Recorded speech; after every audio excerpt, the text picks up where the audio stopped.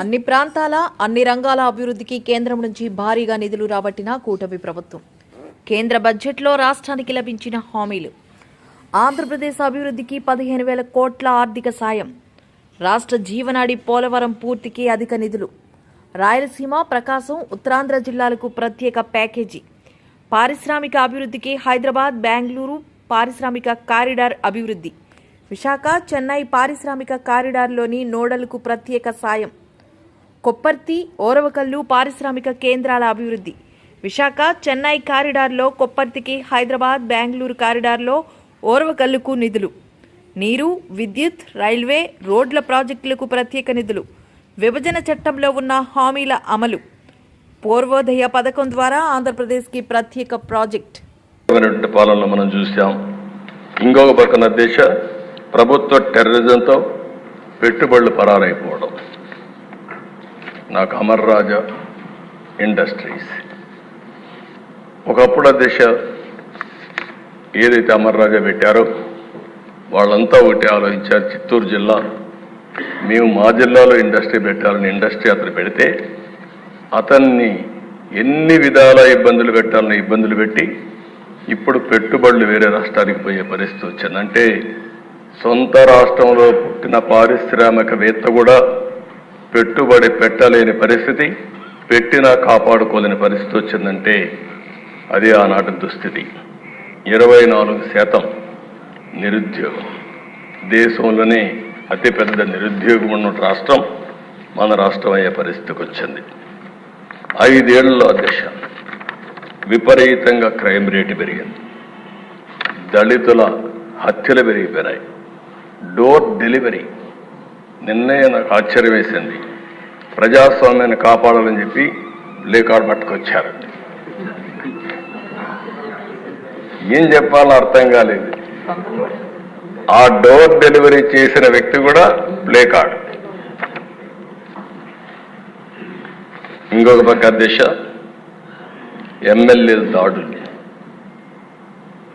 అబ్దుల్ సలాం ఆ కుటుంబాన్ని నేను ఇప్పుడు కూడా మర్చిపోలేకపోతున్నా. ఎంత దేశ మనిషి చనిపోవాలనుకున్నాడు, బాధలు భరించలేక. చనిపోవాలనుకుంటే వీళ్ళు మాట్లాడే మాటలిన తర్వాత నువ్వు చనిపోవాలనుకున్నా నిన్ను ప్రశాంతంగా చనిపోని నీ భార్య ఉంటుంది, గుర్తుపెట్టుకో, ఏం చేస్తావు చేసి చూపించమంటే, నేను చనిపోయిన తర్వాత నా భార్యని ఏం చేస్తారో అని ఆలోచించి భార్య భర్త ఇద్దరు చనిపోవాలని ఆలోచించుకుని ఇద్దరం చనిపోవాలని మాట్లాడుకుని అప్పుడు మళ్ళీ ఆలోచించి మనం ఇద్దరం చనిపోతే ఈ ఇద్దరు పిల్లలు అనాథలైపోతారు, ఏం చేయాలని ఆలోచించినప్పుడు కాదు నలుగురం కూడా చనిపోవాలని నిర్ణయించుకుని నలుగురు వెళ్ళి రైల్వే ట్రాక్ మీద వాళ్ళిద్దరి పిల్లల్ని కట్టేసి ఆ ట్రాక్ కింద పడి బలవంతం మరణం చేసుకున్నారంటే ఆ దిశ సాధ్యమే. ఎంత నిస్సహాయ స్థితి. చంద్రబాబు గారి ఆధ్వర్యంలో, గౌరవ ముఖ్యమంత్రి చంద్రబాబు గారి ఆధ్వర్యంలో ఇంకెప్పటికీ భవిష్యత్తు తరాలు ఇంకెప్పుడు ఏది రాజధాని, ఒక రాజధాని రెండు కాకుండా అమరావతి రాజధానిగా ఉండాలి, ముందుకు తీసుకెళ్ళాలి, దానికి మేమందరం సహకరిస్తామని ఈ సందర్భంగా మీకు తెలియజేసుకున్నాం అధ్యక్ష. అలాగే మనం వారసత్వంగా వచ్చింది, మనం పొట్టి శ్రీరాములు గారి దగ్గర నుంచి, పింగళి వెంకయ్య గారి దగ్గర నుంచి మువ్వెన్నెల జెండా, భాషా ప్రయుక్త రాష్ట్రాలు వస్తే చెడు కూడా అట్లాగే మనం వచ్చింది అధ్యక్ష. మనకి గత ప్రభుత్వం మనకు అందించింది కీలకమైన పోలవరాన్ని పూర్తి చేయకపోవటం, సకాలంలో పోలీసులకు కానీ మిగతా ఉద్యోగులకు కానీ జీతభత్యాలు ఇవ్వలేకపోవటం, అన్ని డిపార్ట్మెంట్స్లో నిధులు మళ్లింపు, కనీస రోడ్లు కానీ బ్రిడ్జెస్ కానీ మౌలిక సదుపాయాలు లేకుండా చేయటం, రివర్స్ టెండరింగ్ అని కానీ వ్యవస్థలను నిర్వీర్యం చేయటం, సహజ వనరుల దోపిడీ, ఎర్రచందనం దోపిడీ, ఋషికొండ ఇలాంటి వైజాగ్లో ఎర్రమట్టి దిబ్బల్ని అడ్డగోలుగా నాశనం చేసేయటం, మద్యం ద్వారా కూర్చోబెట్టి అరాచకాలు చేయటం, పెట్టుబడులు వద్దామని ఎవరైనా వస్తుంటే వాళ్ళు భయపెట్టేసి రివర్స్ టెండరింగ్ అని చెప్పి వారిని పారిపోయేలా చేయటం పారిశ్రామికవేత్తలని. ఇది మనం తద్వారా వాళ్ళ ద్వారా కూడా వచ్చిన వారసత్వం అధ్యక్ష. వీటన్నిటిని అధిగమించి ఎలా ముందుకెళ్ళాలి, ఏ స్థాయిలో వెళ్ళాలి అనేది నేను మొన్న ఎలక్షన్ ముందు కూడా మా సహచరులందరికీ కూడా చెప్పాను, ప్రతిసారి ప్రజలందరికీ కూడా తెలియజేశాను. ఒక సుదీర్ఘమైన అనుభవం ఉన్న నాయకులు ఈ రాష్ట్రానికి చాలా అవసరం. దేశంలో కూడా ఇంకెవ్వరికి రాని పరిస్థితి మన రాష్ట్రానికి వచ్చింది. మనస్ఫూర్తిగా నేను అంతకుముందు ఏమి చెప్పాను, ఈరోజు కూడా అదే చెప్తున్నా అధ్యక్ష. 4 దశాబ్దాల సుదీర్ఘ అనుభవం ఉన్న శ్రీ గౌరవ ముఖ్యమంత్రి శ్రీ నారా చంద్రబాబు నాయుడు గారి అధ్యక్షతన, ఆయన లీడర్షిప్ కింద మేమందరం నేర్చుకుని, నాలాంటి వాడుగా నేర్చుకొని కింద పనిచేయడానికి, రాష్ట్రాన్ని అభివృద్ధి వైపు పయనం చేసేలా ముందుకెళ్ళడానికి సంసిద్ధంగా ఉన్నాం. మేము దాన్ని కట్టుబడి ఉన్నాం. ముఖ్యంగా లా అండ్ ఆర్డర్ చాలా క్షీణించిపోయింది. ఈ లా అండ్ ఆర్డర్ విషయంలో చూస్తే సాక్షాత్తు గౌరవ ముఖ్యమంత్రి గారిని దాదాపు అకారణంగా, అన్యాయంగా 53 రోజులు ఆయన్ని ఒక ఫాల్స్ కేసులు పెట్టి జైల్లో పెట్టారు. అలాగే అధ్యక్ష, మీరు కూడా గతంలో మిమ్మల్ని కూడా ఎంత వేధించారో మా అందరికీ తెలుసు, సభ్యులందరికీ తెలుసు. నిన్న రఘురామకృష్ణరాజు గారు కూడా ఏ స్థాయిలో అనుభవించారో అందరికీ రాష్ట్రం అంతా తెలుసు. కానీ చాలా పెద్ద మనసుతోటి కష్టపడి చంద్రబాబు నాయుడు గారు దాన్ని పూర్తి చేయాలని అనుకున్నారో ఆయన తాలూకా పని కాలంలో మనం అందరం చూసాం. మరి ఆ రోజు సుమారు 72% దాన్ని పూర్తి చేస్తే, జగన్మోహన్ రెడ్డి వచ్చిన తర్వాత దాన్ని తిరిగి మళ్ళీ నెగిటివ్ డెవలప్మెంట్ కింద 20% వెనక్కి వెళ్ళిపోయే పరిస్థితి వచ్చింది. అటువంటి ప్రాజెక్టును కూడా బాధ్యత తీసుకొని బడ్జెట్లో మేము టైం బౌండ్ మేనర్గా కంప్లీట్ చేస్తామని చెప్పడం చాలా ఆనందించాల్సినటువంటి విషయంగా కూడా ఈ సందర్భంగా తెలియజేస్తున్నాం.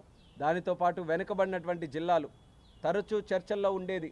ఉత్తరాంధ్ర ప్రాంతం కానీ, రాయలసీమ ప్రాంతం కానీ, ప్రకాశం ప్రాంతం కానీ, ఈ యొక్క ప్రాంతాలు భవిష్యత్తులో అభివృద్ధి చెందాలని చెప్పి చాలా ఏళ్ల నుంచి మనం దాని గురించి మాట్లాడుతున్నాం. ఈరోజు మోదీ గారి తాలూకా సహకారంతో దానికి సంబంధించి ప్రత్యేకమైనటువంటి నిధులు కూడా వస్తాయని బడ్జెట్లో కూడా దానికి రూపకల్పన చేశారు. అలాగే ఇండస్ట్రియల్ కారిడార్స్, మన ఓర్వకల్లు కానీ, కొప్పర్తి కానీ అలాంటి నోట్స్ను కూడా సెలెక్ట్ చేసుకొని దానికి కావాల్సినటువంటి ఎమ్యూనిటీస్ అన్నీ కూడా క్రియేట్ చేసి ఆ నోట్స్ని భవిష్యత్తులో డెవలప్ చేస్తామని చెప్పి హామీ కూడా ఇవ్వడం జరుగుతుంది బడ్జెట్ ద్వారా. సో ఇన్ని రకాలైనటువంటి కార్యక్రమాలు, ఇది ప్రజల్లో ఒక విశ్వాసం ఖచ్చితంగా ఈరోజు జాగృతి చేయడానికి ఈ యొక్క బడ్జెట్ ఖచ్చితంగా ఉపయోగపడుతుంది. మరి 5 కోట్ల మంది ఆంధ్రప్రదేశ్ రాష్ట్ర ప్రజలందరి తరపున కూడా హృదయపూర్వకమైనటువంటి ధన్యవాదాలు నరేంద్ర మోదీ గారికి తెలియజేస్తున్నాం. మొన్ననే చంద్రబాబు నాయుడు గారు కూడా ఢిల్లీ వచ్చినప్పుడు ఇదే విషయాల మీద గట్టిగా స్ట్రెస్ చేసి కూడా చెప్పడం జరిగింది. ఆ రోజు ఆంధ్రప్రదేశ్ రాష్ట్రం ఎలాంటి పరిస్థితుల్లో, ఎలాంటి మనోభావాలతో మన ఎన్డీఏ ప్రభుత్వానికి భారీ మెజారిటీ కల్పించారో దాన్ని మనం తిరిగి వాళ్ళందరికీ కూడా ఆ యొక్క నమ్మకాన్ని మనమందరం కూడా రేపు భవిష్యత్తులో కార్యక్రమాల ద్వారా తీర్చాలని చెప్పి మరి చంద్రబాబు నాయుడు గారు రిక్వెస్ట్ చేస్తే దానికి అనుగుణంగా కేంద్ర ప్రభుత్వం కూడా ఈరోజు ఆంధ్రప్రదేశ్ రాష్ట్రానికి సరైనటువంటి గుర్తింపు, సరైనటువంటి గౌరవం, సరైనటువంటి నిధులు కూడా ఈరోజు కేటాయించి బడ్జెట్ ద్వారా ఆంధ్రప్రదేశ్ రాష్ట్రానికి ఒక నూతన ఉత్సాహాన్ని, నూతన విశ్వాసాన్ని కల్పించినందుకు చాలా ఆనందంగా ఉందని కూడా ఈ సందర్భంగా తెలియజేస్తున్నాను. దానితో పాటు బడ్జెట్ కూడా ఈరోజు అనేకమైనటువంటి మిగిలిన విషయాలు అవి కూడా మన రాష్ట్రానికి ఉపయోగపడే ఉన్నాయి.